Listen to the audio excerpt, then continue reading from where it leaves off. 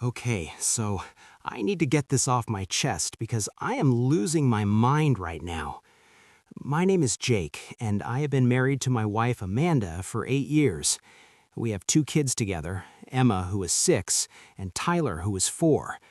I thought we had a good marriage. I really did. Amanda and I met in college and got married 2 years after graduation. The first few years were great. When Emma came along, Amanda decided to be a stay-home mom, and I supported that completely. I picked up extra hours at work to make it work financially. Things started changing about a year and a half ago. Amanda started going out more with friends, dressing up more, spending way more time on her appearance. I thought this was good, that she was getting her confidence back. She joined an expensive gym about 14 months ago.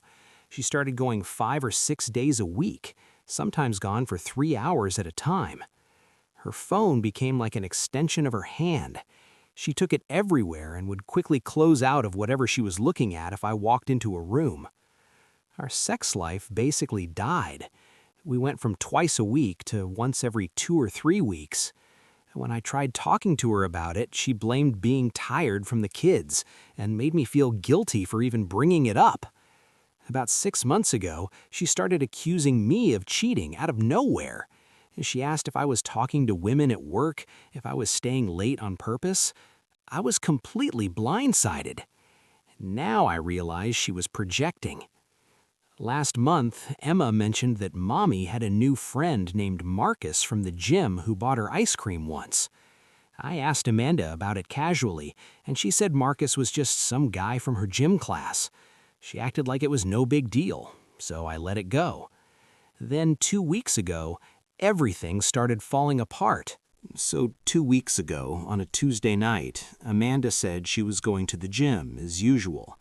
She left around 6:30 in the evening after I got home from work. She kissed the kids goodbye and said she would be back by 9. Nothing out of the ordinary. The kids and I had dinner, I gave them baths, we watched a movie together. Normal Tuesday night stuff. Around 8:45, my phone rang. It was Rachel, Amanda's best friend since college. She asked if Amanda was home. I said no, she was at the gym. Rachel got quiet for a second. Then she said that was weird because she had just driven past the gym and Amanda's car was not in the parking lot. She said she'd been trying to call Amanda for the past hour, but Amanda was not picking up. I felt this cold feeling in my stomach. I told Rachel maybe Amanda went to get groceries or something after the gym. Rachel said maybe, but she sounded doubtful. We hung up, and I immediately tried calling Amanda. It went straight to voicemail. I called again, voicemail again. I sent her a text asking where she was and if everything was okay. No response. I tried not to panic. I told myself her phone probably died. But then why would Rachel say she had been trying to call for an hour? If Amanda's phone died at the gym, she would have come straight home by now. It was almost 9, and she was not home yet. 9 o'clock came and went. 9:15, 9:30, still no Amanda, and still no response to my calls or texts. I put the kids to bed and kept checking my phone every 2 minutes. By 10 o'clock, I was seriously considering calling hospitals or the police. Then at 10:20, I heard the garage door open. Amanda walked in looking flustered. Her hair was messy, her face was flushed, and her gym clothes looked wrinkled like they had been taken off and put back on. She said her phone died and the gym was really crowded, so her class ran late. I asked why Rachel said her car was not at the gym. Amanda's face went pale for just a second, but then she recovered and said Rachel must have looked in the wrong parking lot because the main lot was full, so she parked in the overflow lot on the other side of the building. It sounded reasonable, but something felt off. I asked why her class ran so late, and she snapped at me. She said I was interrogating her and she was tired and just wanted to take a shower. She went upstairs and I heard the bathroom door lock. She was in there for almost 45 minutes. When she came out, she went straight to bed without saying another word to me. I could not sleep that night. I just laid there, staring at the ceiling, feeling like something was very wrong, but not knowing what to do about it. The next morning, Amanda acted like nothing happened. She was cheerful with the kids, made breakfast, gave me a kiss before I left for work, like the night before never happened. But I could not shake the feeling, so I did something I never thought I would do. I started paying closer attention. The rest of that week, I watched Amanda like a hawk. I noticed she was texting constantly, but always angling her phone away from me. She would smile at her phone sometimes, then quickly wipe the smile off her face if she noticed me looking. She went to the gym 3 more times that week, and each time she came home later than she said she would. On Saturday, I told Amanda I had to run to the hardware store. Instead, I drove to her gym. I parked across the street where I could see the parking lot. Her car was there in the main lot, not the overflow lot she had mentioned. I felt stupid sitting there spying on my own wife, but I had to know. I waited for almost 2 hours. I saw people coming and going, but I never saw Amanda. Then at around 3 in the afternoon, I saw her walk out of the gym. But she was not alone. She was with a man, a tall, muscular guy with dark hair. They were laughing about something. Then I watched as he put his hand on the small of her back and guided her toward his car. Not her car, his car, a black BMW. They both got in and drove away. I sat there in shock. I could not believe what I just saw. My wife just got into another man's car.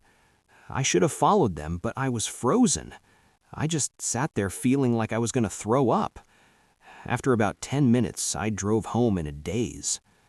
Amanda got home around 5:30. She came in with her gym bag, all smiles. She said the gym was great and she felt amazing. She asked what I got at the hardware store. I realized I had completely forgotten my cover story. I stammered something about them not having what I needed. She did not seem to notice how shaken I was. That night after the kids went to bed, I decided I needed to see her phone. I had never done this before in our entire marriage, but I had to know what was going on. Around 11, Amanda fell asleep on the couch watching television. Her phone was on the coffee table. I picked it up as quietly as I could. It was locked with a passcode. She had changed it. We used to have the same passcode, our anniversary. I tried it, wrong passcode. I tried her birthday, wrong passcode. I felt my heart racing. Why would she change her passcode and not tell me? I tried Emma's birthday. Nothing. Then I tried Tyler's birthday. The phone unlocked. I could not believe it. I was actually doing this. I opened her messages and my stomach dropped. There were messages with a contact saved as Marcus Jim. Hundreds of messages. I started scrolling through them and I wanted to die right there. They were flirting, talking about how much they missed each other, making plans to meet up. There were pictures of Amanda in lingerie that I had never seen before. Pictures of them together. And then I saw messages about that Tuesday night when Rachel called me. Amanda had not been at the gym at all. She had been at a hotel with Marcus. I sat there on the floor of my living room, reading through message after message, and each one felt like a knife in my chest. The messages went back months, 5 months to be exact. It started innocent enough, just gym talk and workout tips, but then it escalated quickly. By the 2nd month, they were meeting for coffee after classes. By the 3rd month, Marcus was telling Amanda she was beautiful and that her husband did not appreciate her. Amanda ate it up. She told Marcus that I was always working and never paid attention to her anymore. She said she felt lonely and invisible. That part hurt almost as much as the cheating itself. I was working extra hours for her and the kids. I was busting my ass to give them a good life, and she was telling some other man that I did not appreciate her.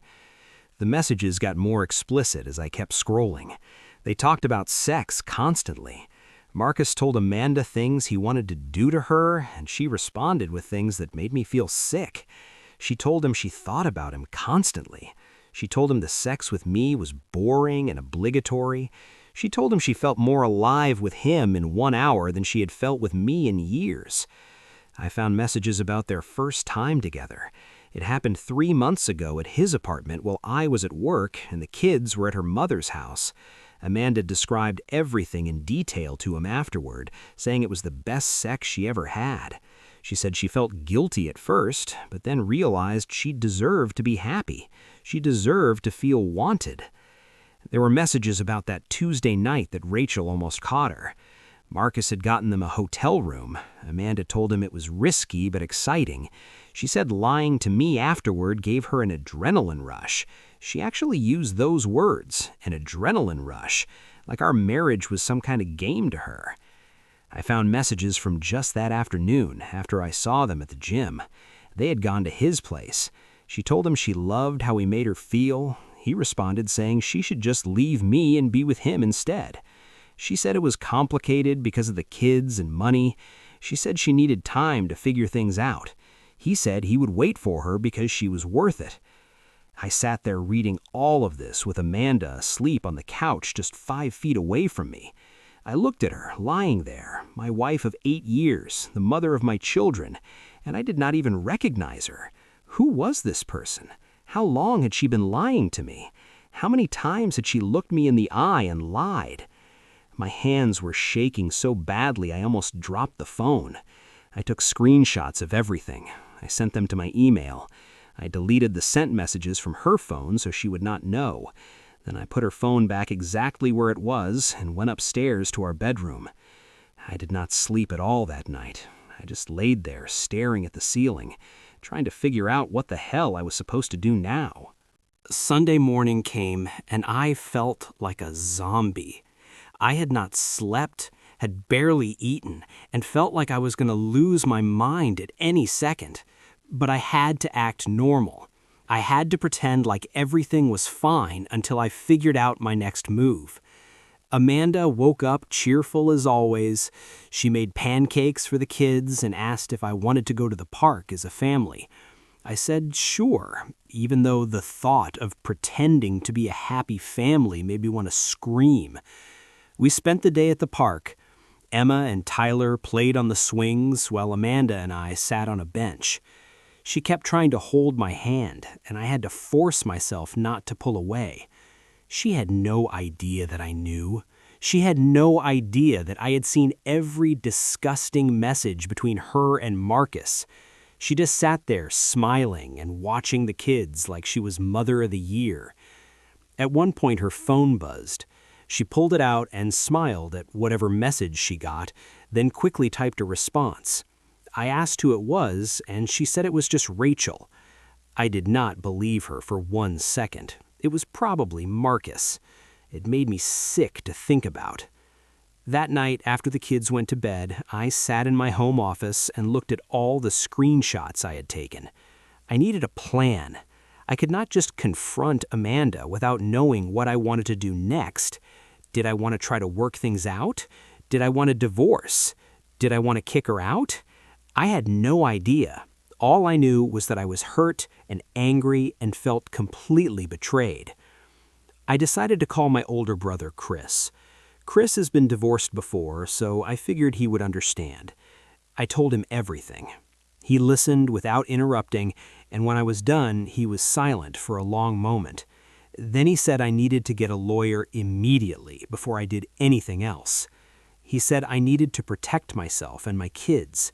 He said not to confront Amanda until I had talked to a lawyer and knew my options. I took his advice.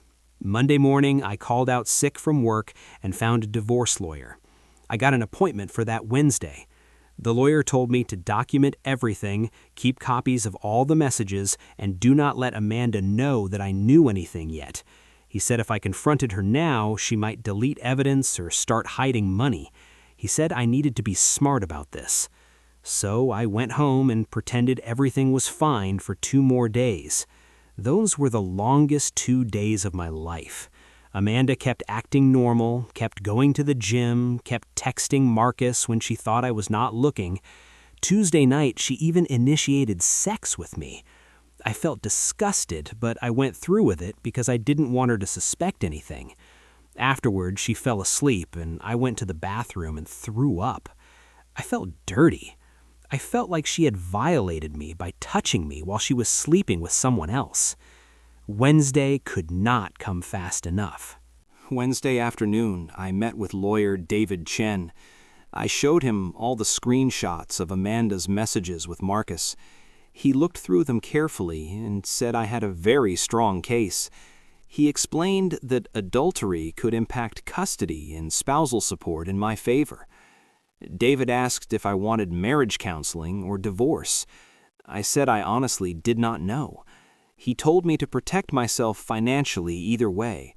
Open a separate bank account, document everything, keep copies safe where Amanda could not find them.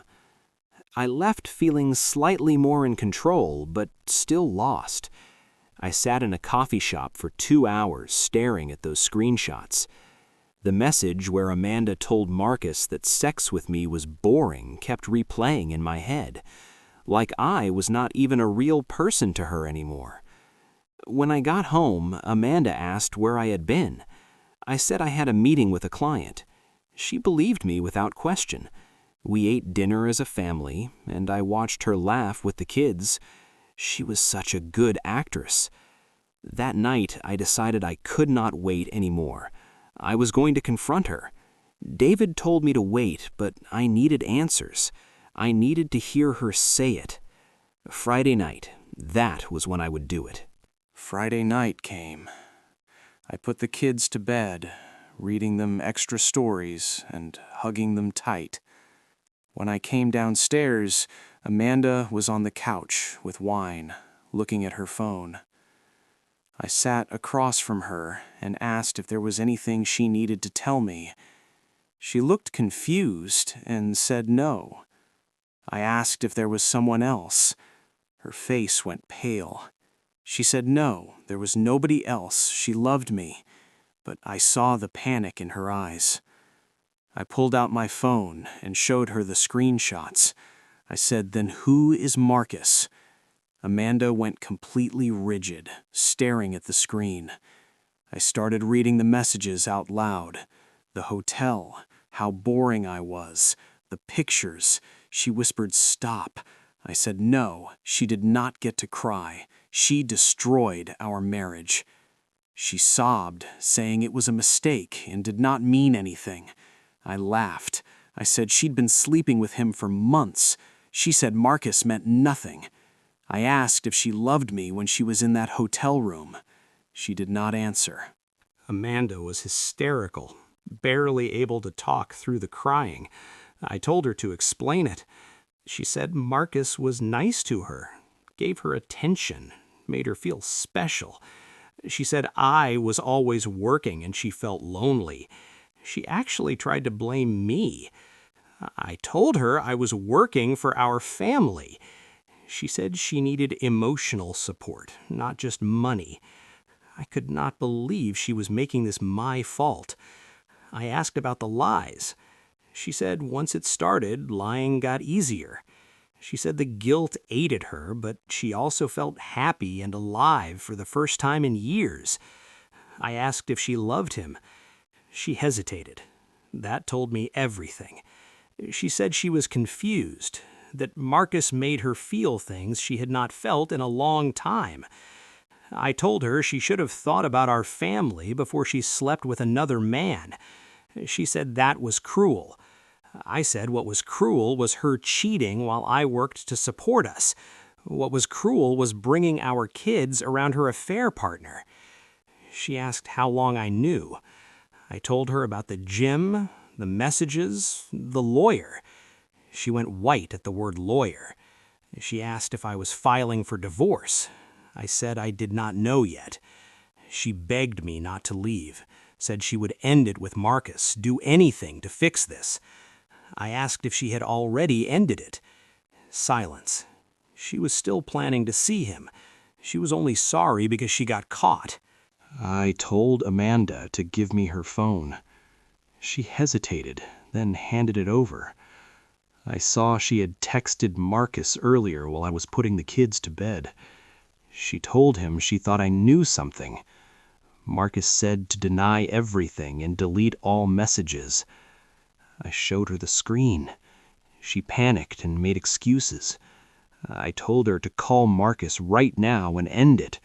She said she could not. She needed time to figure out what to say. That was when I realized she did not want to end it at all. I stood up to leave. She grabbed my arm, begging. She said fine, she would call him now. She dialed, and Marcus answered, saying, "Hey, beautiful." She told him I found out, and they needed to stop. Marcus laughed and said she had been telling him for months she was unhappy with me. He called her a coward and hung up. Amanda said, "See, it is over." I told her she only ended it because I forced her. That is not the same thing. I spent that night in the guest room, barely sleeping. In the morning, everything sounded normal downstairs, like our world had not just exploded. Amanda looked terrible when she came inside. She asked if we could talk. I said there was nothing left to say. She begged for a chance to explain. I told her she made excuses last night. She said she was in shock. She said Marcus was nothing compared to what we had. I asked why she did it then. She said she was selfish and stupid and took our marriage for granted. I asked if she would do marriage counseling. She said yes, immediately. I said she had to be completely transparent. Passwords, phone access, tell me everywhere she went. She agreed to everything. I wanted to believe her, but a voice in my head said she was just telling me what I wanted to hear. The next week was hell. Amanda tried everything to prove she was sorry. Favorite meals, love notes, all her passwords, but I can only see her betrayal. I checked her phone constantly. No new messages from Marcus, but I could not shake the feeling they were communicating another way. At work, I told my coworker Tom everything. He said sometimes cheaters just get better at hiding it. His words stuck with me. We scheduled marriage counseling for the following week. Amanda seemed hopeful. I was not. Thursday night, Amanda's phone rang. She looked at the screen and went pale. She declined the call and said it was spam. I told her to show me. The caller was saved as Sarah Jim, but I recognized the number. It was Marcus using a different name. I confronted her. She admitted Marcus had been calling all week, begging to talk. She said she had not responded. I checked the messages. She was telling the truth about not responding, but she also had not blocked him. I told her to block him now. She did, but she had kept that line open all week while telling me she wanted to fix our marriage. How could I trust her? We met Dr. Morrison for our first session. Amanda broke down immediately, saying she had an affair. I told Dr. Morrison everything. The messages, the lies, Marcus still calling. Dr. Morrison asked Amanda why she had the affair. Amanda said she felt neglected. Dr. Morrison asked if she was blaming me. Amanda backtracked and said no, it was her fault. Dr. Morrison asked if I wanted to save the marriage. I said I did not know. Part of me still loved Amanda, but she killed the person I thought she was. The session solved nothing. Dr. Morrison said rebuilding trust takes time. Amanda needed to be transparent. I needed to decide if I wanted to forgive her or end the marriage. On the drive home, Amanda tried to hold my hand. I pulled away. She asked if I would ever forgive her. I said I did not know. That night, I realized I could not keep living like this. I needed space. I told Amanda I was staying with my brother, Chris. She panicked and begged me not to leave. I packed a bag and left anyway. I stayed with Chris for 3 weeks. We talked about his own divorce and how his ex cheated too. He said the hardest part was the lying that makes you question everything. I called the kids every night. Amanda called constantly too. At first apologetic, then angry. She said I was abandoning our family. I said I needed space. During those weeks, I thought about everything, the good times and the lies. I realized I did not trust her anymore. I would always wonder every time she went out or smiled at her phone. I realized I deserved better.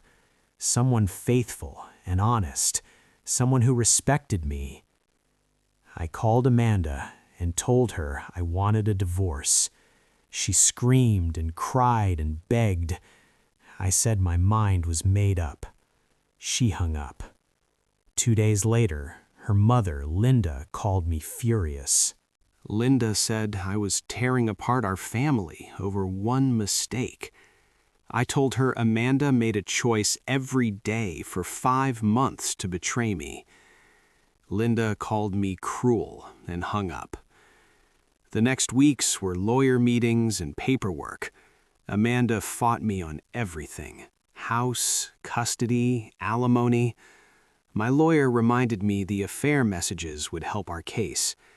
We went to mediation. Amanda cried through most of it. We agreed to joint custody. She kept the house until it sold. I paid child support, but no alimony. The divorce finalized 3 months later. I moved into a small apartment.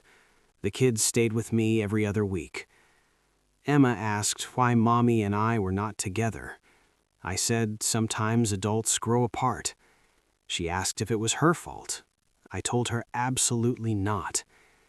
I saw Marcus at a grocery store 6 months later with another woman. I felt anger, then realized I did not care.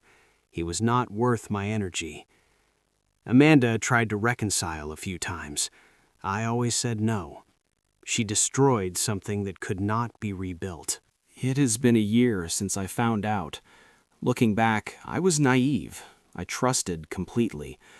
But I am glad I found out when I did. The kids are okay. They adjusted well. Amanda has a new boyfriend. I do not care. Her life is not my problem anymore. I have not dated yet. I'm working through trust issues in therapy with Dr. Morrison. She says healing takes time. I am starting to believe her. I learned that people you trust most can hurt you worst. Love is not enough without respect and honesty. I deserve better than being lied to and cheated on. I am stronger than I thought. My advice, if you are going through this, trust your gut. Get evidence before confronting. Talk to a lawyer. Do not let anyone guilt you into staying. You deserve better. And know it gets better. Day by day, it gets easier. You rebuild your life. You heal. I am not all the way there yet. Some days are hard, but I am getting there. I made the right choice. I deserve a faithful partner. My kids deserve to see healthy relationships. Amanda deserves to live with her consequences. That is my story. Thanks for reading.